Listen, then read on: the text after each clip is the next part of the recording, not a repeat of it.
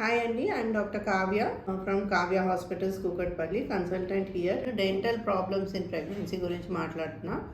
Dental problems చాలా common in pregnancy. ఎందుకంటే hormonal changes వల్ల టీత్ డీకే అవ్వడం, కేరీస్ రావడం, లూజ్ టీత్ రావడం, తర్వాత ముఖం వాపు రావడం ఇలాంటివి జరుగుతూ ఉంటాయి.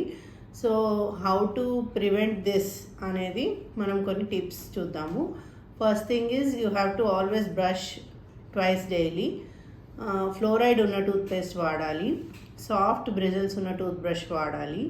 తర్వాత వామిటింగ్ అయిన వెంటనే ప్రెగ్నెన్సీలో రిన్స్ చేసుకోవాలి మౌత్ని. అండ్ వామిటింగ్ అయిన వెంటనే బ్రష్ చేయకూడదు. ఇవన్నీ కొన్ని ప్రికాషన్స్.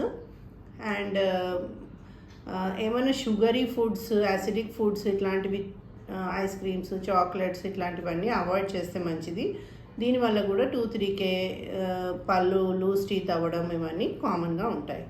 సో వెంటనే ఒక డెంటల్ చెకప్కి వెళ్ళడం ఇంపార్టెంట్. ప్రెగ్నెన్సీలో ఏం ప్రాబ్లం లేకపోయినా ఒక డెంటల్ సర్జన్ని కన్సల్ట్ చేయడం ఇంపార్టెంట్.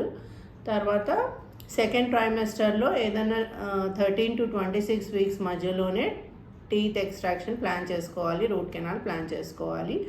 అండ్ డెంటల్ డాక్టర్కి ప్రెగ్నెన్సీ ఉందని చెప్పాలి ముందుగానే, సో దట్ ప్రెగ్నెన్సీలో సేఫ్ ఉన్న యాంటీబయాటిక్స్ అండ్ మెడిసిన్స్ ఇస్తారు.